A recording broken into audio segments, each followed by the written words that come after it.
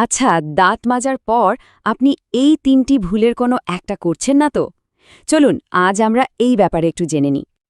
আসলে কি হয়, আমরা অনেকেই ভাবি যে একবার ভালো করে দাঁত ব্রাশ করে ফেললাম, ব্যাস মুখের যত্ন নেওয়া শেষ। কিন্তু ব্যাপারটা কিন্তু মোটেও এতটা সহজ না। দাঁত মাজার ঠিক পরে করা কিছু সাধারণ ভুল কিন্তু আমাদের দাঁতের ভালোর চেয়ে ক্ষতি বেশি করে ফেলে। তাহলে চলুন জেনে নিই সেই কাজগুলো কি কি। ১. খাওয়ার ঠিক পরপরই দাঁত মাজা।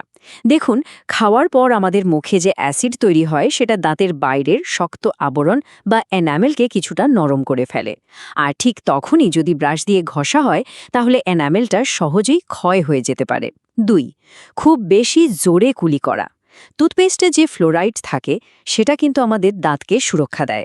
এখন ব্রাশ করার পরেই যদি আপনি অনেক পানি দিয়ে খুব জোরে কুলি করেন তাহলে তো দরকারি উপাদানটাই ধুয়ে চলে গেল। আর ৩.